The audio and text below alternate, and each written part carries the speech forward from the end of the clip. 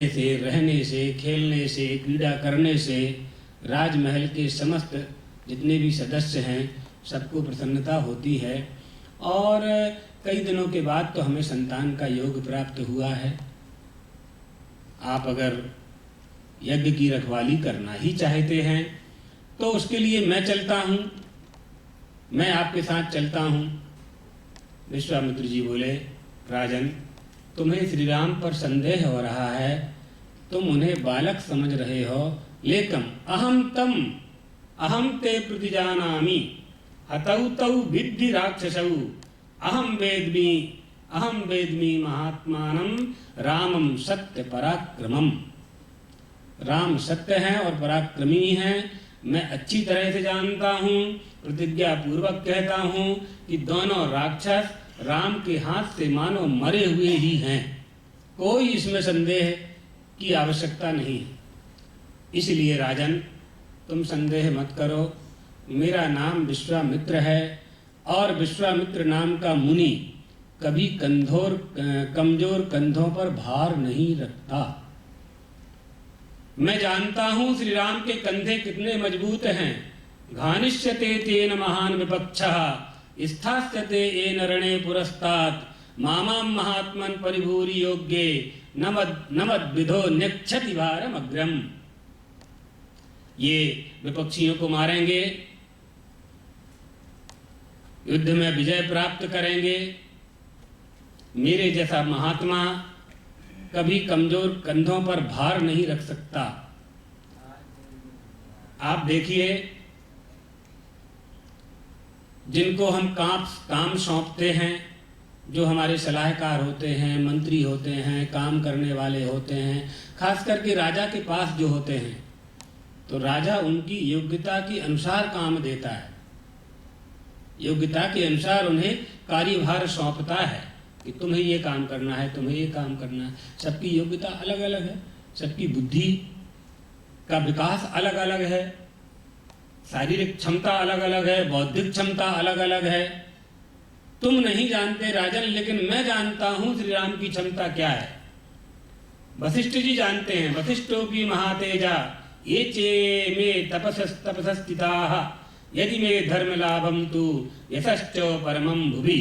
अगर तुम यश चाहते हो और मुझे धर्म लाभ प्राप्त कराना चाहते हो तो दोनों अपने पुत्रों को स्थिर मिच्छति राजेंद्र रामम में दातु मरहसी। राम दे दो। मैं बहुत बात सुनना नहीं चाहता हूं और सबसे पहले ही आप प्रतिज्ञाबद्ध हो चुके थे। प्रतिज्ञाबद्ध आप सबसे पहले हो चुके थे कि कारण आगमन तुम्हारा कहु सुकरब न लाभहु बारा। ये प्रतिज्ञा तुमने की है दशरथ। जैसे ही मैंने तुम्हारे सभागृह में प्रवेश किया और तुमने सबसे पहले यही प्रतिज्ञा की थी कि आप क्यों आए हैं वो आप कहिए, मैं उसे पूरा करने में तनिक विलंब भी नहीं करूंगा। आप क्षत्रिय हैं, रघुवंशियों का ये स्वभाव है, क्षत्रियों का जो स्वभाव है, प्राण जाहि पर वचन न जाई। आप वचन के विरुद्ध कार्य नहीं कर सकते, आप प्रतिज्ञाबद्ध हुए हैं। इसलिए हमें और कुछ नहीं चाहिए, हम श्री राम को या दोनों भाइयों को अपने साथ ले जाना चाहते हैं। मुझे राम ले जाना अभिष्ट है। ये बड़े होने के कारण, आप पिता होने के कारण आसक्ति में पड़ गए हैं और श्री राम आसक्ति रहते हैं। अतः यज्ञ के अवशिष्ट 10 दिनों के लिए आप अपने कमल नयन श्री राम को मुझे दे दीजिए। आप ऐसा कीजिए जिससे मेरे यज्ञ का समय व्यतीत न हो जाए। ये बात जोरदार यानी अतिशीघ्र मैं क्यों चाहता हूँ, क्योंकि मेरे यज्ञ के समय का भी संकल्प है कि मुझे 10 दिन में पूरा करना है। सातन्निशं राजेंद्र विश्वामित्र वचः शुभम शोके नो महताविष्टश्चचालो चा मुमोह च। अत्यंत अप्रिय वाणी को सुनकर राजा का हृदय कांप उठा। राजा को ये विश्वास नहीं था कि ऋषि ऐसा मांग लेंगे उनके मुख की कांति फीकी पड़ गई। अरे ब्राह्मण देवता, आपने मुझसे क्या मांग लिया? ये मेरा आत्मा, मेरा प्राण मांग लिया। चौथे पुन पायहु सुतचारी, वृद्धावस्था में 60 वर्ष सहस्त्राणी। जातस्यो मम कौशिको, 60,000 वर्ष के बाद तो हमने संतान देखा। 60,000 वर्ष के बाद संतान का दर्शन किया है, संतान का सुख हमें प्राप्त हो रहा है। उसके बाद आप लेने के लिए आ गए। ऋषिवर, आपको जो चाहिए सो मांग लीजिए, लेकिन राम लक्ष्मण को मत ले जाइए। राम लक्ष्मण को मत ले जाइए। मैंने अनेक प्रयास किए, लेकिन मुझे संतान नहीं हुई, और यह संतान भी यज्ञ नारायण भगवान की कृपा से हुई है, मेरी सामर्थ्य से नहीं हुई। तो कम से कम अब मुझे संतान का सुख तो भोग लेने दीजिए। आप तो ऋषि हैं, आप महात्मा हैं, आप में त्याग है, आप में वैराग्य है, आप सब कुछ छोड़ सकते हो, लेकिन मैं अपने राम पुत्र श्री राम को कैसे छोड़ सकता हूँ? नहीं छोड़ सकता। राम के अतिरिक्त आपको जो चाहिए सब आप मांग लीजिए। और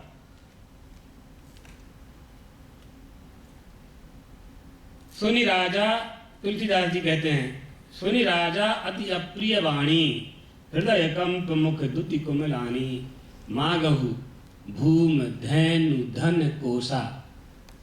राम में 2 अक्षर है ना, तो राम। राजन कह रहे, महाराज दशरथ कह रहे हैं कि ऋषिवर, 2 अक्षर का संसार में जो कुछ भी है आप सब मांग लीजिए। क्या क्या?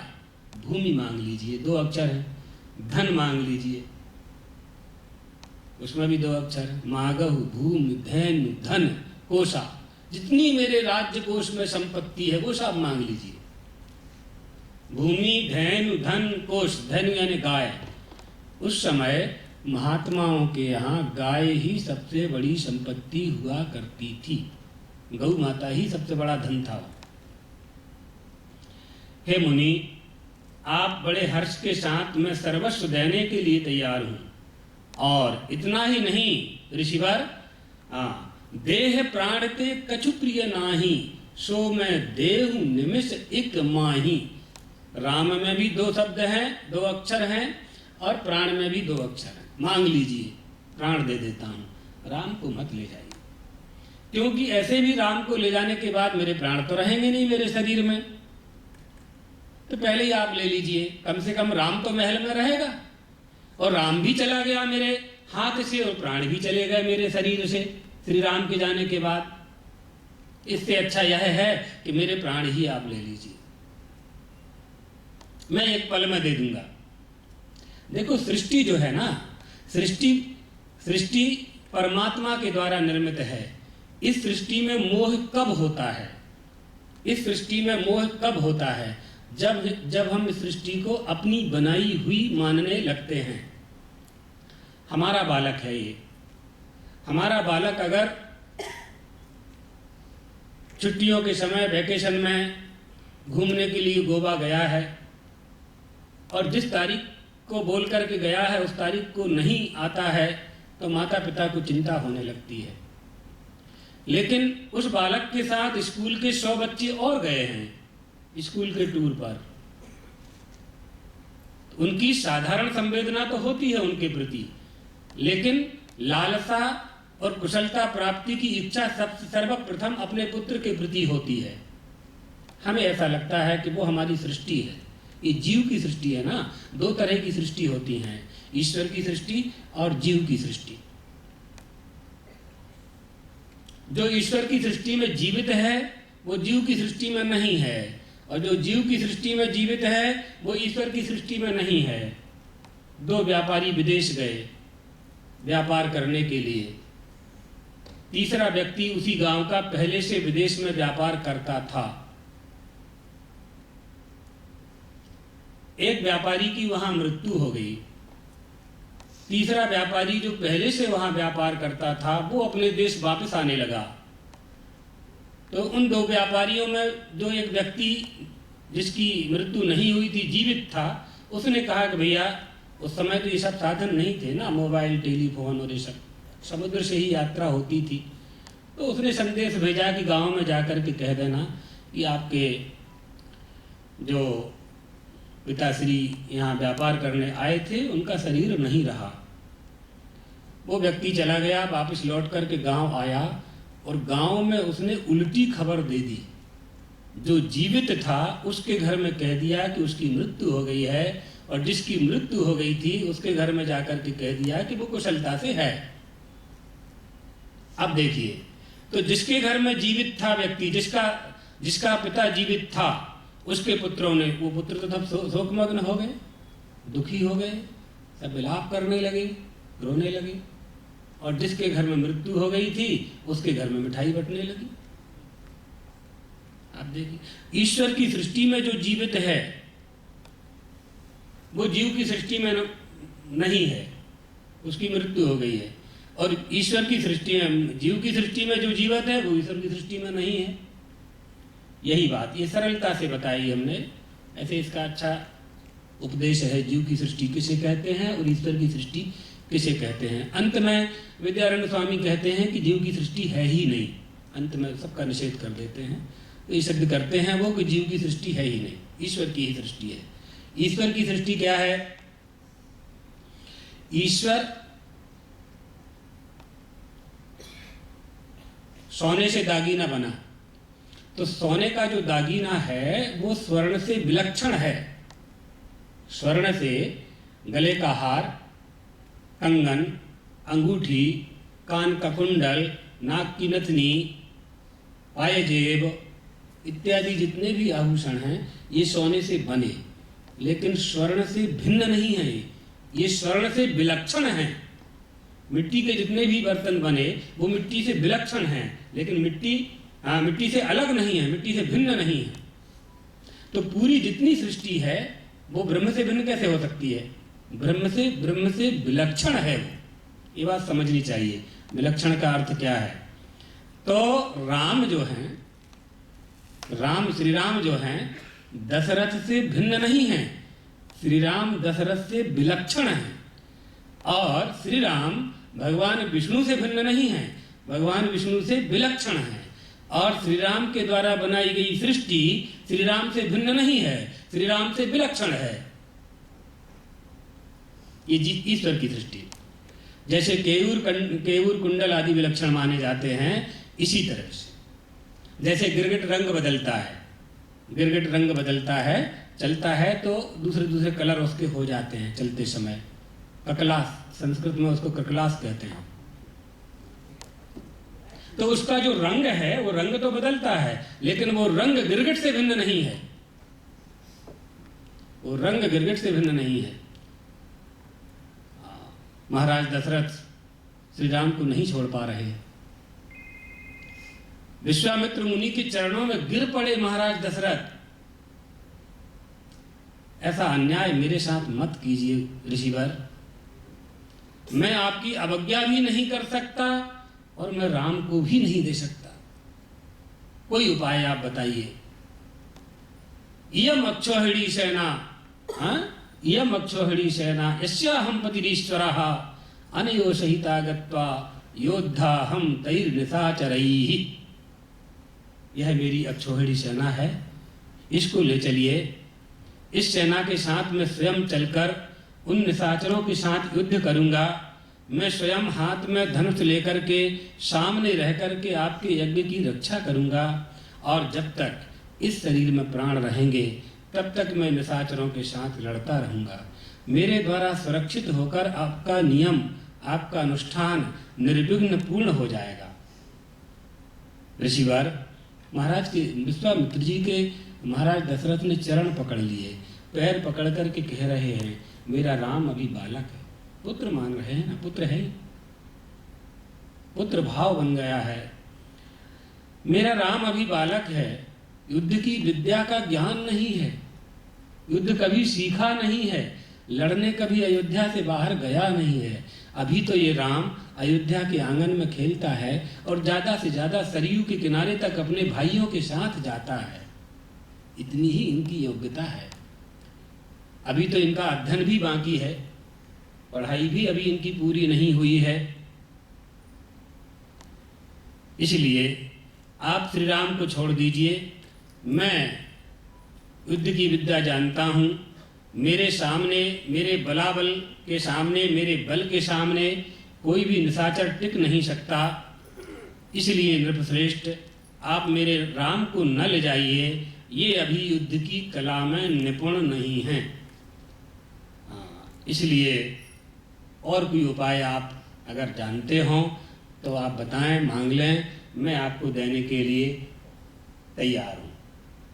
क्यों कह रहे थे ऐसा श्री राम? दशरथ जी कह रहे थे, सब सुत मोहि प्राण की नाई, सब सुत मोहि प्राण की नाई, राम देते नहीं बनत गुसाई। राम देते नहीं बनता। क्यों देते नहीं बनता? क्योंकि आत्मा है। राम मेरी आत्मा है। आत्मा का आदान प्रदान नहीं होता। आत्मा को लिया दिया नहीं जा सकता है। राम मेरी आत्मा है। और संसार के जितने भी मनुष्य हैं, जितने भी प्राणी हैं, सबका प्रेम आत्मा से ही होता है। सर्वाधिक प्रेम इस जीव का अपने आत्मा से। सबसे पहले तो मनुष्य पैसा कमाता है, धन कमाता है, तो उसको धन से प्रेम हो जाता है, धन से अत्यधिक प्रेम करता है। इसका प्रमाण क्या है कि धन को सबसे अधिक संभाल करके रखता है। धन के लिए ही मनी बैग खरीदता है, धन के लिए ही पैंट में जेब बनवाता है, धन के लिए ही कुर्ता में जब्बा में चोर जेब बनाता है। अंदर में अंदर जेब करे छे ना, कोई जोई न ले, ट्रेन में कापी न ले। हाँ, धन को ही तिजोरी में रखते हो। हाँ, एक घर में हम गए थे तो वहाँ तिजोरी ही 3.5 लाख की थी। 3.5 लाख की तिजोरी में कम से कम 10 लाख तो होगा ना कैश। सुरक्षा, किसकी सुरक्षा हम कर रहे हैं? जो सर्वाधिक प्रिय है हमारा, हम उसकी सुरक्षा करते हैं। ये सिद्धांत है, ये साधारण सिद्धांत है। धन को ही हम बैंक में रखते हैं और धन को दुगना करने के लिए तरह तरह के उपाय करते हैं। सुरक्षित भी रहे और दुगना भी होता जाए, बढ़ता भी जाए, बढ़ता भी जाए, बढ़ाते जाते हैं, बढ़ाते जाते हैं। क्यों धन को हम बढ़ाना चाहते हैं? क्यों धन को बढ़ाना चाहते हैं? जिस धन का हम भोग नहीं कर सकते उसको हम बढ़ाना चाहते हैं। 80 साल के हो गए, 90 साल के हो गए, 95 के हो गए, तब भी पता कर रहे हैं कि बड़ौदा बैंक में ब्याज ज़्यादा मिलेगा कि स्टेट बैंक में ज़्यादा ब्याज मिलेगा। 95 साल के, 90 साल के बाद जो धन तुम्हारा है, उस धन से तुम्हें तो सुख नहीं मिलने वाला है, फिर तुम उसको क्यों बढ़ाना चाहते हो? धन से सर्वाधिक हमारा प्रेम है। सीधी सीधी बात है। मनुष्य का जिससे अधिक प्रेम होता है उसकी वह रक्षा करता है, उसकी वह रक्षा करता है, उसकी सुरक्षा करता है, उसको संभाल करके रखता है। इसलिए अंगिरा ऋषि कहते हैं कि धर्म से प्रेम करो, धर्म को संभालो, धर्म को गुफा में रखो, धर्म को तिजोरी में रखो, हृदय की गुफा में बिठा लो। कोई चोरी नहीं करेगा उस धर्म की। धन की तो चोरी हो जाएगी, कभी ना कभी हो ही जाती है।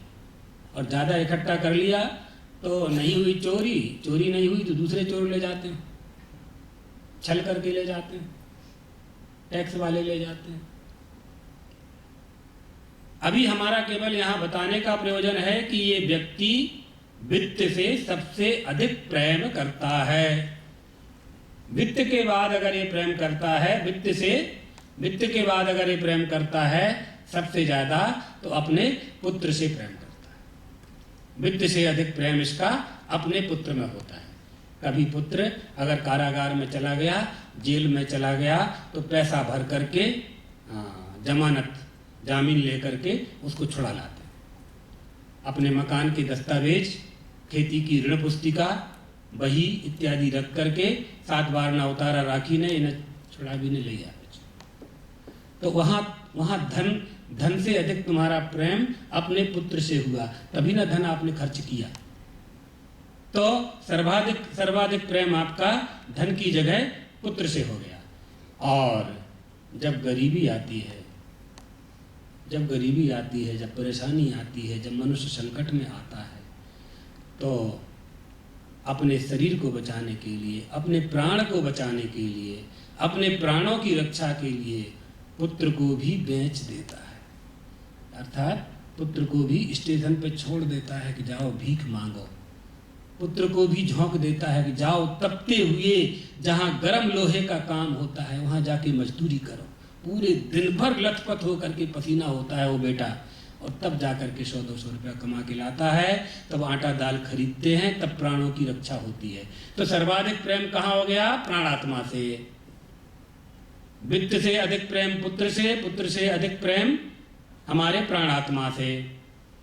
अब दशरथ जी महाराज कह रहे हैं आप श्री राम को ले जाओगे तो हमारे प्राण ही चले जाएंगे, हमारा आत्मा ही चला जाएगा, क्योंकि हमारा आत्मा हमें सबसे प्रिय है।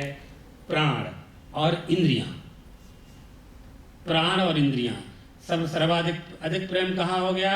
इंद्रियों से हो गया और प्राण से हो गया। हाथ में अगर फोड़ा हो गया, फोड़ा के ऑपरेशन के लिए 10,000 रुपया लग रहा है, तो बेटे को मजदूरी करने के लिए भेज देते हैं कि बेटा 10,000 कमा के लाओ, तब ये डॉक्टर को पैसा दें तो हमारी यह पाणिंद्रिय, हमारा हाथ स्वस्थ हो जाए। तो सर्वाधिक प्रेम हमारा इंद्रिय में हो गया। फिर सर्वाधिक प्रेम, उससे अधिक हमारा प्रेम हमारे प्राणों से हमको हो जाता है। प्राण कहाँ रहते हैं? प्राण कहाँ रहते हैं आदमी जानता है। वो तो पूरे शरीर में प्राण व्याप्त हैं, लेकिन फिर भी ये व्यक्ति जानता है कि अगर कोई सामने वाला शत्रु है और वो डंडा मारता है, अगर वह डंडा सिर पे लगता है तो वो जानता है कि हम मर जाएंगे, तो सिर को ऐसा कर देता है और हाथ से रक्षा करता है। तो हाथ की उंगली टूट जाएगी तो दूसरी लग जाएगी या ऑपरेशन करा लेंगे। अगर सिर फूट गया तो मृत्यु हो जाएगी। तो प्राणों की रक्षा कर रहा है ना। हाथों को तोड़वा करके सिर की रक्षा क्यों करता है ये? क्योंकि सर्वाधिक प्रेम अब इसका यहां आ गया। कोई छाती में आपको डंडा मारेगा तो आप ऐसे कर देंगे, बचने की कोशिश करेंगे, पीठ दिखा देंगे। पीठ में अधर्म है, छाती में धर्म है, हृदय में धर्म है और पीठ में अधर्म है। भागवत में लिखी हुई है ये बात, कौन कहाँ रहता है। तो सर्वाधिक प्रेम आपका प्राण से हो गया। लेकिन प्राण से ऊपर भी एक है जिसका नाम आत्मा है। महाराज दशरथ जिसकी बात कर रहे हैं, सर्वाधिक प्रेम इस मनुष्य का उस आत्मा से है। कैसे समझाएं? किसी के पैर में अगर फोड़ा हो जाए, व्रण हो जाए, तो वो डॉक्टर के पास जाता है, परिवार के लोग उसे ले जाते हैं, तो डॉक्टर कहता है कि इसका पैर काटना पड़ेगा, नहीं तो पूरा शरीर खराब हो जाएगा। तो घर के लोग कहते हैं कि डॉक्टर साहब सारू जे कापी दो, तमें કેટલા પૈસા જોઈએ? તો પૈસા આપીને એના पैर કપાવી દે છે। શા માટે કપાવી દે છે? એટલા માટે कि એના प्राण सुरक्षित रहे। शरीर लकड़ी का पैर लगा देंगे, चलेगा। दूसरे 1 साल के बाद में दूसरे पैर में व्रण हो जाता है, फोड़ा हो जाता है, दूसरा पैर कटवा देता है। फिर हाथ में इंफेक्शन हो जाता है, फिर डॉक्टर के पास जाते हैं तो एक हाथ कट जाता है। किसके लिए कटवा रहा है पैर और हाथ? किसके लिए कटवा रहा है? कौन है ये? अगर शरीर के लिए कटवा रहा है, शरीर तो खुद हाथ है। इस 5 फुट के शरीर को, 5 हाथ के शरीर को क्या कहोगे आप? कौन सा शरीर है ये हाथ? ये हाथ भी तो शरीर ही है। इनके 18 अंगों के नाम ना अलग अलग कर दिए हैं आपने, 5 ज्ञानेंद्रियां, 5 कर्मेंद्रियां, है तो पूरा शरीर। ये अंग, ये शरीर के अंग हैं। तो ये शरीर के अंग किसके लिए कट रहे हैं? कौन है? अंगों के कटने से किसको सुख मिलेगा? डॉक्टर ने हाथ काट दिया, लेकिन हाथ का ऑपरेशन बिगड़ गया, रात में दर्द हुआ, 12 बजे रात को मरीज रोने लगा, जोर जोर से चिल्लाने लगा, नर्स इकट्ठी हो गई, परिवार के लोग एकत्रित हो गए, नर्सों ने बड़े डॉक्टर को बुलाया, डॉक्टर से मरीज ने डॉक्टर का हाथ पकड़ करके मरीज ने कहा, दूसरा हाथ पकड़ कर, कि डॉक्टर साहब अब ऑपरेशन नहीं करना, अब ऑपरेशन नहीं करना, अब तो आप ऐसी दवा दे दो ताकि मैं मर जाऊं तो मुझे शांति मिले। वाक्य समझना, मैं मर जाऊं तो मुझे शांति मिले। જ્યારે તમારી मृत्यु થઈ જશે शांति કોને મળશે? वो शांति किसे मिलेगी? वो शांत किसे करना चाहता है? वो किसे सुख पहुंचाना चाहता है? ये शरीर किसके लिए जिम्मेदार है? ये किससे प्रेम कर रहा है सबसे ज्यादा? जिससे सबसे ज्यादा प्रेम कर रहा है उसी के लिए इस शरीर की बलि देना चाहता है, एक एक अंग कटवाता जाता है। उसका नाम आत्मा है। वो हमारा सर्वाधिक प्रिय है। वो प्राणात्मा हमारा सर्वाधिक प्रिय है। हम उसके बिना नहीं रह सकते। सबसे अधिक प्रेम, लोग कहते हैं ना, हम इससे प्रेम करते हैं, हम उससे प्रेम करते हैं, सब झूठ बात है। कोई किसी से प्रेम नहीं करता। सब अपने आप से प्रेम करते हैं। इस शरीर को, इस देह को जहाँ जहाँ सुख मिलता है, जहाँ जहाँ ये सुख देखता है, जहाँ जहाँ इसको सुखानुभूति होती है, वहाँ वहाँ इसका स्नेह हो जाता है, वहाँ वहाँ ये बंध जाता है, उसके साथ इसका बंधन हो जाता है, उसी को ये प्रेम कहने लगता है। ये बात तो सर्वाधिक प्रेम कहाँ पर है हमारा? बृहदारण्य में याज्ञवल्क्य नाम के ऋषि थे, बड़े तपस्वी ऋषि थे। याज्ञवल्क्य ऋषि तपस्या करने के लिए जंगल जाने लगे, अरण्य में जाकर के तपस्या करेंगे। उनकी 2 पत्नियां थीं, एक का नाम था मैत्रेयी और दूसरी का नाम था कात्यायनी। तो उन्होंने सोचा कि हमारी जो संपत्ति है वो हम दोनों को दे दें और हम तपस्या करने के लिए चले। तो उन्होंने आधी संपत्ति कात्यायनी को दे दी और आधी संपत्ति मैत्रेयी को दे दी। कात्यायनी ने तो संपत्ति ले ली। मैत्रेयी ने कहा कि पतिदेव, आप तपस्या करने के लिए जा रहे हैं तो वहाँ आपको कुछ प्राप्त होगा। क्या प्राप्त होगा? ब्रह्म का साक्षात्कार होगा। उस ब्रह्म का साक्षात्कार आपको इस आश्रम में नहीं हो सकता, इसलिए आप वहाँ जा रहे हैं।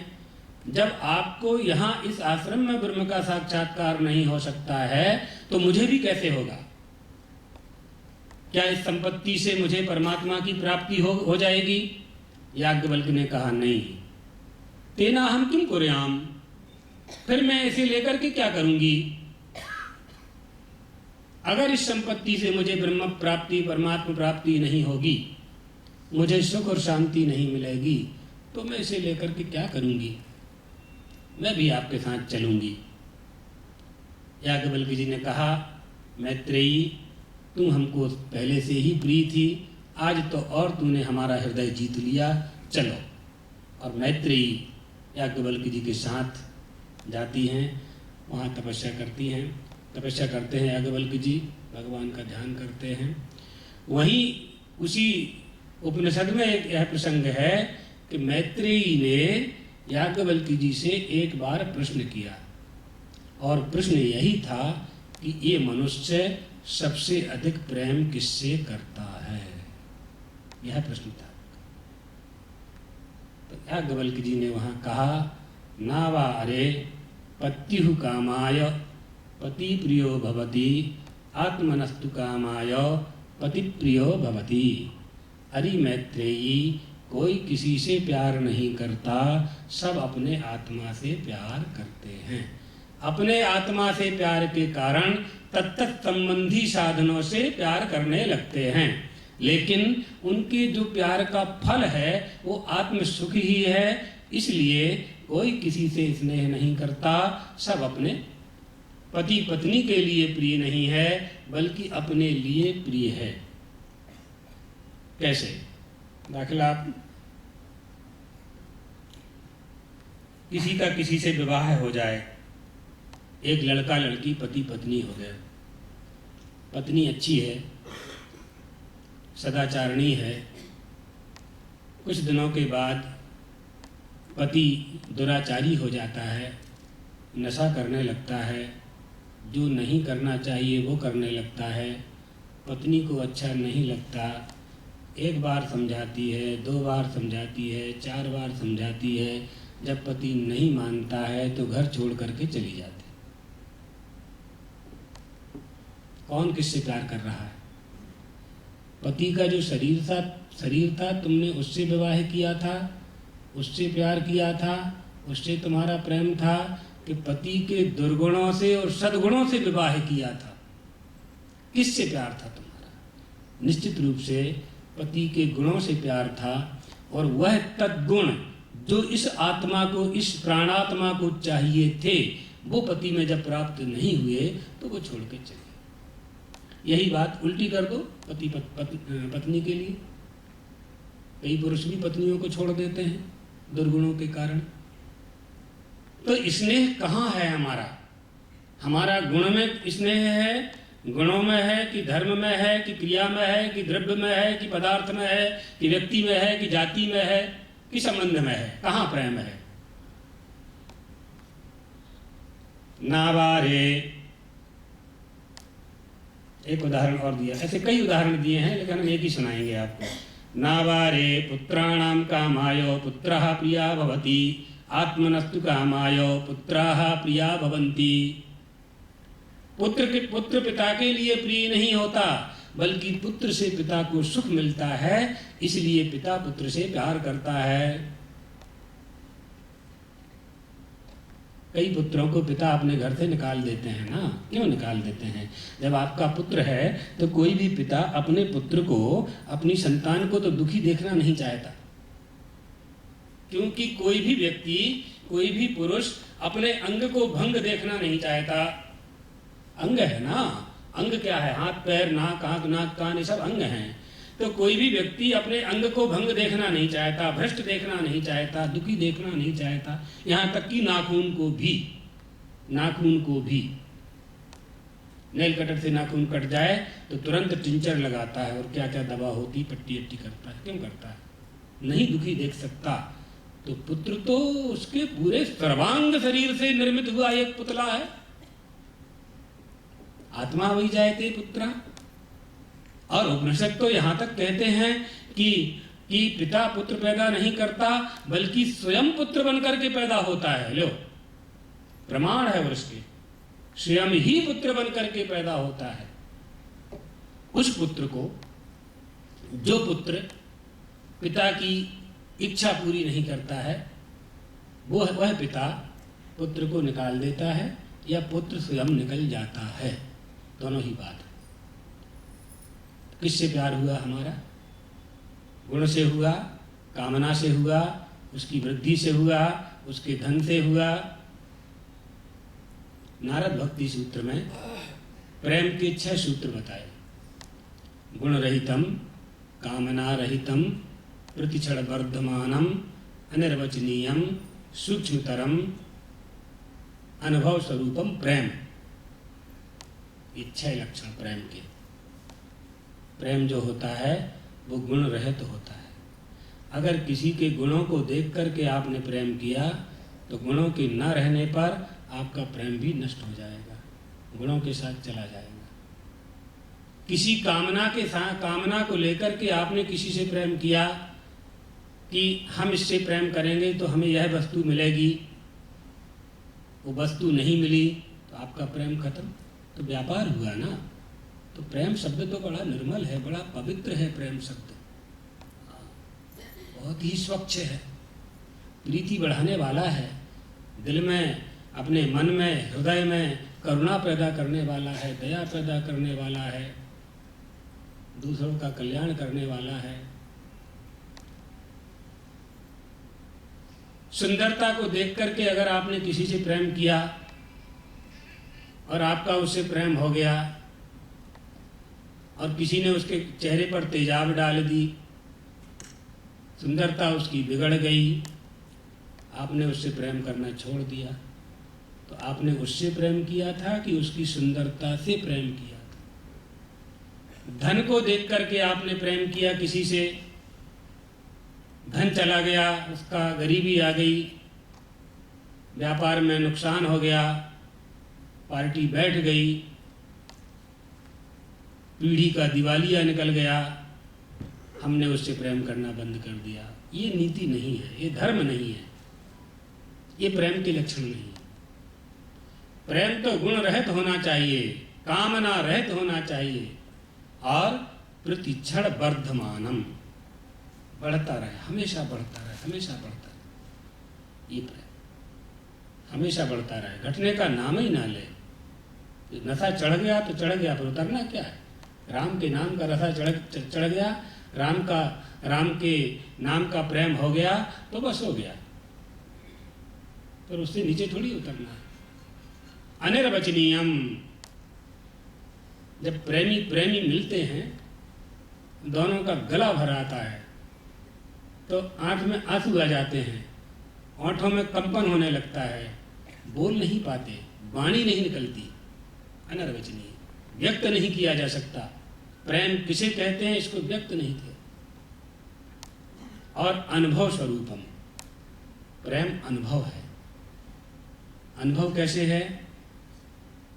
किसी बालक को आप मिश्री दे दें और उससे पूछें कि बोल कितनी मीठी है, तो वो कहेगा कि बहुत मीठी है। बोले नहीं नहीं, ये बता कि गुड़ से मीठी है? कहा नहीं, उससे भी मीठी है। शक्कर से मीठी है, खांड से मीठी है, गुलाब जामुन से, दूध पाक से मीठी है? वो कहेगा नहीं, बहुत मीठी है। किसी भी मिठास के साथ मिश्री की मिठास को वो व्यक्त नहीं कर सकता। तो मिश्री कितनी मीठी है, केटली मधुरता छे मिश्री माँ, इन्हों ज्ञान, उसका ज्ञान तुम्हें कैसे होगा? तो बालक कहता है कि दादा हूँ बताऊँ छू, तो अंदर जाता है और मिश्री की डिगली ला करके दादा को दे देता है कि लो खा के देख लो कितनी मीठी, मालूम पड़ जाएगा। ऐसा ही प्रेम है, प्रेम भी ऐसा ही है, नहीं व्यक्त किया जा सकता। और सूक्ष्म तरम, बिल्कुल छोटा है, नहीं पकड़ा जा सकता हाथ से। क्यों? कि प्रेम कोई वस्तु नहीं है और प्रेम कोई पदार्थ नहीं है, प्रेम कोई साधन नहीं है और प्रेम कोई साधक नहीं है, उसको पकड़ा नहीं जा सकता। इतना सूक्ष्म है, इतना छोटा है। हमें मालूम है कि वायु चल रही है, लेकिन हम मुट्ठी में उसे पकड़ नहीं सकते, सूक्ष्मता। इसलिए भगवान श्री राम के प्रति जो प्रेम था महाराज दशरथ का, वो प्रेम जो अंदर था वो वाणी से व्यक्त हो रहा है, वाणी से व्यक्त कर रहे हैं। लेकिन वाणी से कितना व्यक्त करेंगे? प्रेम व्यक्त होता नहीं है। विश्वामित्र जी कह रहे थे, जिससे तुम प्रेम कर रहे हो राजन, वो जिससे तुम प्रेम कर रहे हो वो तुम स्वयं हो, अर्थात तुम स्वयं श्री राम हो। और जो श्री राम है वो तुम हो, जो तुम हो वो श्री राम है। दोनों का आत्मा तो एक ही है। अब देह अलग अलग दिखाई पड़ रहे हैं, तो ये देह में जो पर्दा आ रहा है अविद्या का, अज्ञान का, ये महाराज विश्वामित्र ने, ऋषि विश्वामित्र ने वशिष्ठ जी की ओर देखा, वशिष्ठ जी की ओर देखा और वशिष्ठ जी की ओर देख करके कहा, इशारा किया कि महाराज इनको कुछ समझाओ। आपके रहते हुए आपके जैसे ज्ञानी गुरु को पाकर के इनके पास इतना बड़ा अज्ञान का साम्राज्य इनके हृदय में बैठा हुआ है। मैं श्री राम को क्यों ले जाना चाहता हूँ, क्या मुझे बताना पड़ेगा? हेतु तो कुछ होता है ना, कोई ना कोई हेतु तो होता है। तो जो यज्ञ की मख की रखवाली उनको करवानी थी, वो तो ये कारण था, और एक कारण से फिर कई कारण जुड़े हुए थे। इस बात को विश्वामित्र जी अच्छी तरह से जानते थे। इसी बात को महाराज दशरथ कह रहे हैं, किं करोमि गुरु रामम, वशिष्ठ जी की ओर अभिमुख होकर के, और दशरथ जी कह रहे हैं, रामम त्यक्तम नोत्सहिते मनः, ये मन राम को छोड़ने नहीं होता, मैं करूं क्या? क्या उपाय है मेरे पास गुरुदेव? बहुवर्ष सहस्रांते कष्टे नोत्पादिताः सुताः, कितने वर्षों के बाद तो पुत्र पैदा हुए। आप जानते हैं, आपसे ही तो मैंने आशीर्वाद लिया था, आपने ही उपाय बताया था, तब जाकर के इन पुत्रों की प्राप्ति मुझे हुई है। नववर्ष सहस्राणि मम जातश्च कौशिकः दुःखेनोत्पादितस्त्वेते चत्वारः पुत्रका मया। योग वासिष्ठ रामायण में आप जानते हैं गुरुदेव कि मेरी आयु 60,000 वर्ष की हो चुकी है। इस बुढ़ापे में बड़ी कठिनाई से मुझे पुत्र की प्राप्ति हुई है, अतः आप राम को न ले जाइए। धर्म प्रधान राम मेरे चारों पुत्रों में ज्येष्ठ हैं, इसलिए उस पर मेरा प्रेम सबसे अधिक है। वे राक्षसों को कैसे मार सकते हैं? बड़े बड़े पराक्रमी राक्षस हैं, उनसे आपकी रक्षा वो कैसे कर पाएंगे? वो तो अभी वे राक्षस तो राम को जानते नहीं हैं, वो ये भी नहीं जानते कि श्री राम किसके पुत्र हैं, श्री राम कौन हैं। राम उन राक्षसों का सामना कैसे कर पाएंगे? मारीच, सुबाहु प्रसिद्ध दैत्य सुंद और उपसुंद के पुत्र हैं, मैं जानता हूँ कितने बली हैं वो दोनों। ये दोनों यमराज के समान हैं। मैं उनका सामना करने के लिए अपने अल्प वय पुत्रों को नहीं दूंगा। सीधा सीधा कह दिया, मैं अपने अल्प वय पुत्रों को नहीं दूंगा। मैं आपके साथ चलने को तैयार हूं। यदि आप मुझे ले जाना चाहें तो मैं आपसे अनुनय विनय करूंगा कि आप राम को छोड़ दें। क्यों छोड़ दें? तो कहा क्योंकि राम मेरी आत्मा है। आत्मा क्या है? अदादिगण की धातु है अत सातत्य गमने, इसी से आत्मा सिद्ध होता है।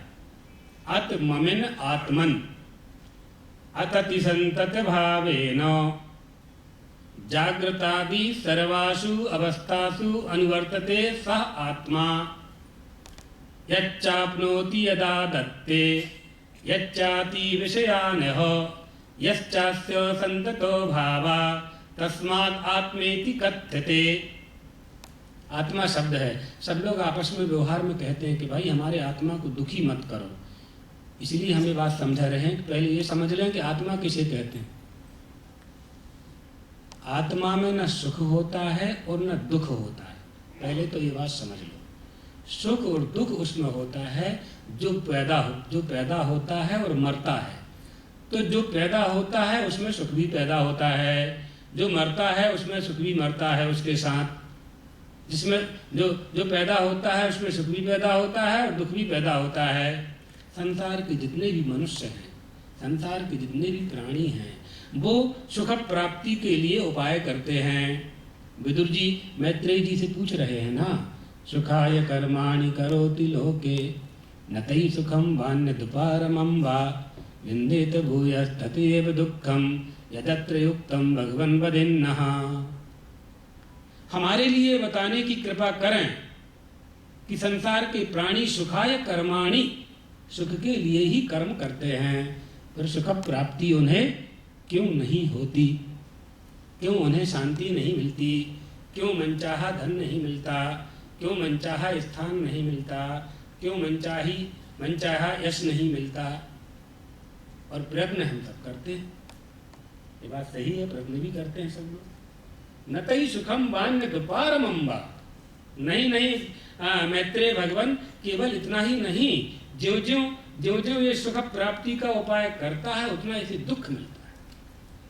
एनो कारण सुन, इसका कारण क्या है कि जब हम सुख चाहते हैं और हमको दुख मिलता है। गाड़ी सुख के लिए ली ना हमने, 10 लाख की गाड़ी हमने सुख के लिए खरीदी। किसी ट्रेन में हमको नहीं चढ़ना पड़ेगा, एसटी में नहीं बैठना पड़ेगा, टिकट नहीं लेनी पड़ेगी।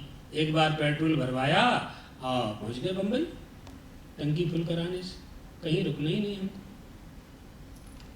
भीड़ के धक्के नहीं खाना। सुख के लिए हमने गाड़ी खरीदी, लेकिन अथड़ाई गई तो तुम थके, सुख में दुख हो गया, सुख में दुख हो गया। अभी ट्रेन हादसा हुआ ना, हावड़ा से कोई ट्रेन आ रही थी, कालका मेल, 15 दिन 20 दिन पहले की बात है। कैसी स्थिति हुई बेचारे यात्रियों को, कितना कष्ट हुआ, देख नहीं सकते थे, इतना कष्ट हुआ। कौन कहाँ जा रहा था, कहाँ आ रहा था, वहाँ गिरने के लिए, हाथ पैर टूटने के लिए, मृत्यु के लिए थोड़ी गए थे ट्रेन में बैठने, सुख के लिए गए थे। कोई अपनी छुट्टी मनाने के लिए जा रहा था, कोई व्यापार से जा रहा था, कोई पत्नी से मिलने जा रहा था, कोई माता पिता से मिलने जा रहा था, कोई पैसा कमा करके अपनी पत्नी को देने जा रहा था।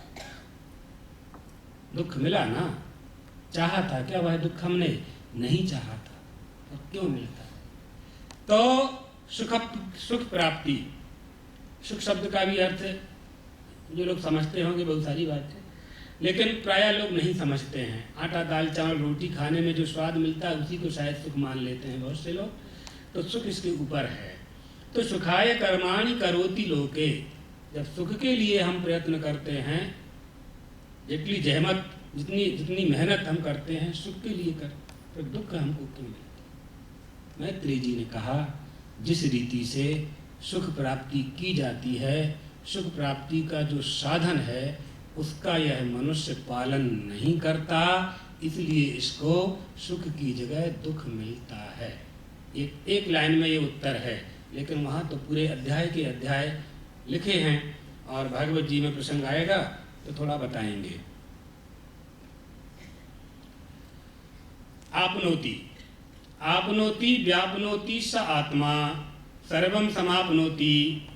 आत्मा जो आप्त हो और व्याप्त हो, आदत्ते इति आत्मा, सबका जो ग्रहण करे वो आत्मा, अतति इति आत्मा, सर्वत्र विद्यमान हो उसका नाम आत्मा, कहीं एक स्थान पर न रहे। अत्ति इति आत्मा, ब्रह्म छत्र ओदनंच, सबको अपने में जो समाहित कर ले उसका नाम आत्मा। अत्ति आत्मा, अहम आत्मा गुडाकेश, भगवान गीता में कहते हैं ना, सर्वभूता सयस्थिताः। और राजा परीक्षित ने पूछा था सुखदेव जी महाराज से कि भगवान श्री कृष्ण का गोपियों के साथ प्रेम क्यों, इतना प्रेम गोपियों के साथ भगवान श्री कृष्ण का क्यों है? सर्वेषामपि भूतानां नृपस्वात्मैव वल्लभाः इतरे पत्य विद्याद्यास्तद्वल्लभ तयैव हि। ये गोपियां तो उनकी स्वकीया नहीं थी, उनके परिवार की भी नहीं थी, फिर इतना प्रेम गोपियों का श्री कृष्ण के साथ क्यों था? तो सुखदेव जी महाराज ने बताया था, वो भगवान श्री कृष्ण की ही आत्मा। आत्मा सर्वत्र है, आकाशवत। जैसे आकाश को आप नहीं पकड़ सकते, आपका हवाई जहाज जितने ऊपर जाएगा जितने ऊपर जाएगा जितने ऊपर जाएगा, आकाश उतने ऊपर चला जाएगा, उससे ऊपर भी आकाश है, बस आत्मा को भी नहीं पकड़ सकते। सर्व प्राणियों में वह विद्यमान है। एकता, लोग कहते हैं कि एकता हो जाएगी, कैसे एकता होगी? एक पिता के विपुल को मारा, एक बेटा के कई बच्चे हैं, वो चारों के चारों बच्चे एक नहीं होते हैं, तो पूरे ग्रामवासी कैसे एक होंगे? नगरवासी कैसे होंगे? प्रदेशवासी कैसे एक होंगे? देश के लोग कैसे एक होंगे? सबके चेहरे अलग अलग हैं, बोली अलग अलग है, भाषा अलग अलग है, खाना पीना रुचि अलग अलग है, सब अलग अलग है, फिर एक कैसे होंगे? क्या उपाय है एकता का? एकता की बहुत लोग बात करते हैं, क्या साधन है उनके पास? कोई साधन नहीं।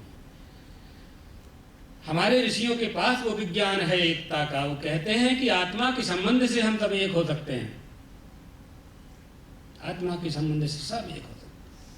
सबको भूख लगती है ना, होगी ना एकता? हम अकेले बोल रहे हैं, 200-300 व्यक्ति सुन रहे हैं, होगी ना एकता? और बैठ जाएं तो 1